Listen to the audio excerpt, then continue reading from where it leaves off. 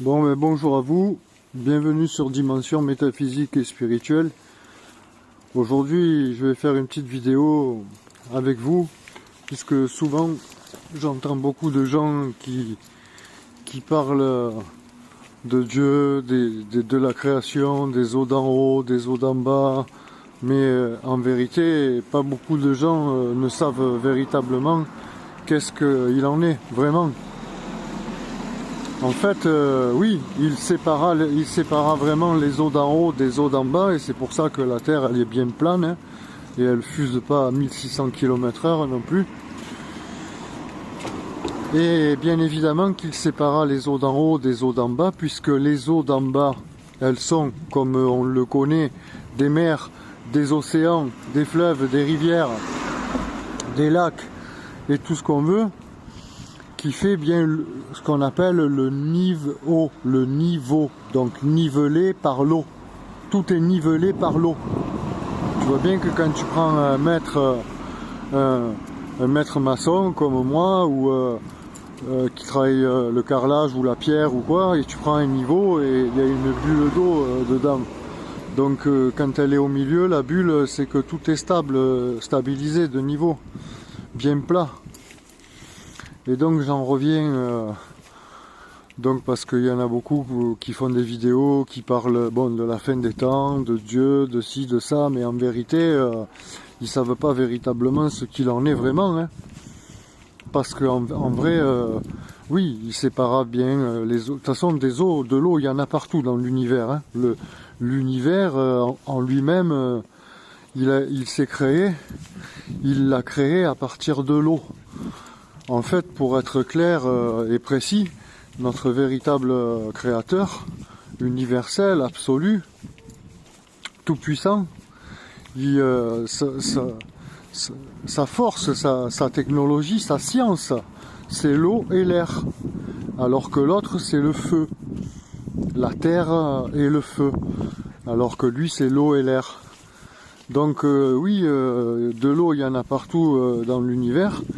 D'ailleurs, c'est pour ça que quand vous regardez certaines étoiles, comme Sirius, comme peu importe, la Lune ou certaines étoiles, les disques que tu regardes à l'instant T, tu les vois comme un hologramme qui bouge, qui change, qui ressemble étrangement à ce qu'on appelle un mandala.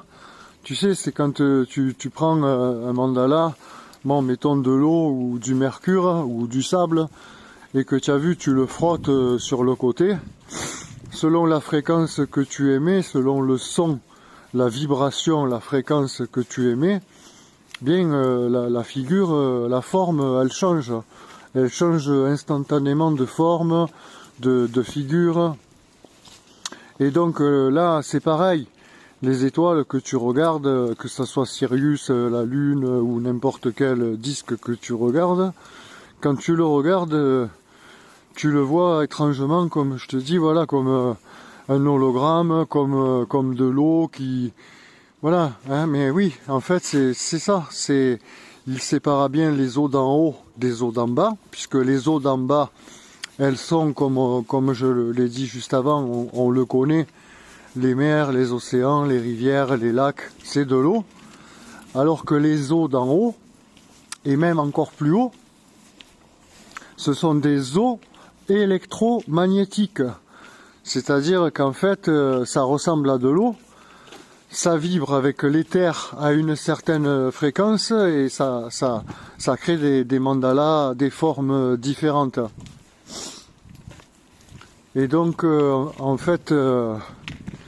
oui, les eaux d'en haut, elles sont électromagnétiques, puisque, en fait, quand tu plonges ton bras dans l'eau, quand tu as la possibilité, comme j'avais expliqué à une certaine époque, où j'avais fait pas mal d'expériences, et puis là, on est passé à autre chose, parce qu'il fallait étudier autre chose, mais quand je suis sorti du corps, que j'ai fait pas mal d'expériences de ce type-là, et que donc je suis allé voir le tissu cosmique, l'univers, bon, et tout, eh bien, ce fameux océan primordial, ce que d'autres appellent l'univers, ben, l'eau, elle n'est pas comme ici, c'est une eau électromagnétique.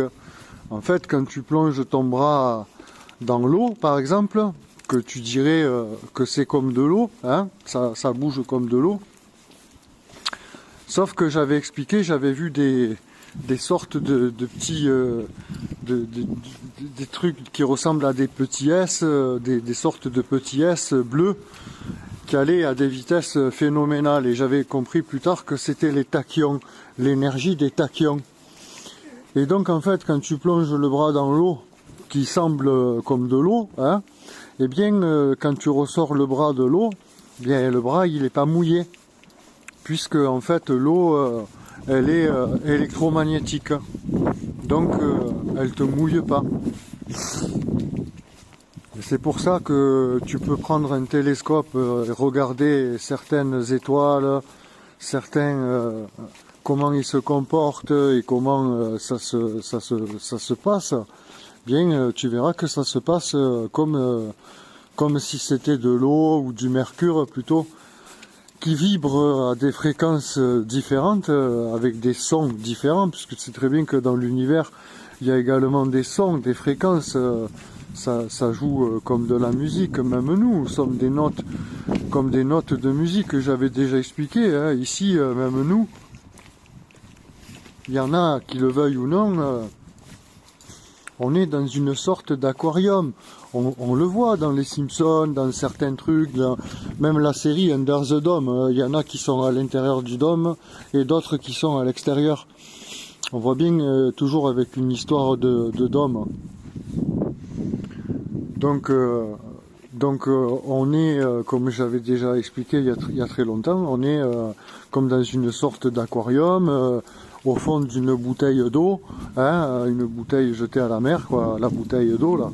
On est comme au fond d'un aquarium, essaye d'imaginer, puisque même Cousteau, quand il est allé en mer à plusieurs endroits et qu'il a plongé, il a vu que à des endroits il y avait deux mers différentes qui se rejoignaient, que c'était déjà étrangement bizarre, et que même s'il essayait d'aller plus bas, on aurait dit qu'il rebondissait sur quelque chose, comme quand tu rebondis sur un aquarium, une membrane, tu vois.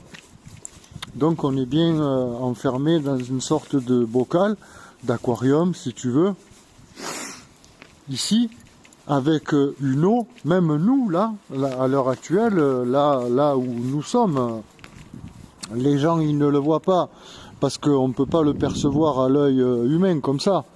Mais en fait, on est dans une eau adaptée pour nous. Voilà.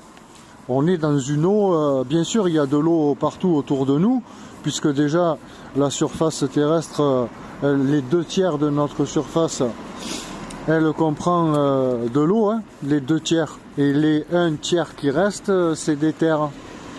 Donc l'âme a tiers. 1/3 pour l'âme, 2/3 pour autre chose, pour l'eau.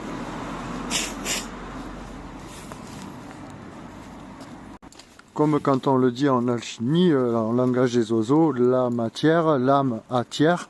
On entend bien 1/3 pour l'âme, 2/3 d'autre chose. Donc 1/3, 2/3. Et là tu vois bien que les 2/3 de notre surface terrestre, c'est de l'eau. Voilà. Donc, mais en plus de l'eau que nous on voit bien sûr dans les mers, les océans, les lacs, les rivières, les fleuves et tout ce qu'on veut, eh bien en dehors de ça, nous vivons, nous les animaux et tout le monde, dans une eau adaptée pour nous. Voilà, sauf que l'œil on ne la voit pas, mais on est dans l'eau. Même nous vivons dans l'eau, mais une eau adaptée pour nous. D'ailleurs même notre corps c'est pratiquement que de l'eau. Le reste, c'est, on le sait bien, c'est l'OS, l'OS, l'operating system, dans lequel tu vas pouvoir mettre un système d'exploitation, comme sur un ordinateur, et dans lequel après tu vas pouvoir télécharger des logiciels pour travailler. Voilà. Donc il existe bien un firmament, il a bien séparé les eaux d'en haut des eaux d'en bas. Les eaux d'en bas, ben, elles sont comme je vous l'ai dit, comme celles qu'on connaît, et les eaux d'en haut, ce sont des eaux électromagnétiques qui, avec l'éther lui qui permet bien sûr, l'éther, l'esprit, l'éther lui qui permet de décoller, comme si tu avais par exemple une image, essaye d'imaginer une image collée à plat, et l'éther il décollerait l'image, il ferait te permettre de te décoller de l'image pour te faire apparaître en 3D, t'animer.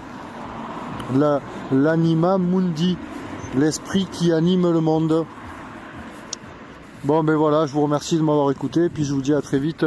Je voulais faire cette petite parenthèse parce que j'entends beaucoup de trucs et en fait je voulais juste faire un éclaircissement sur bien sûr les eaux d'en haut, les eaux d'en bas, le firmament, et bien évidemment qu'il y a de l'eau partout dans l'univers. Allez, à bientôt.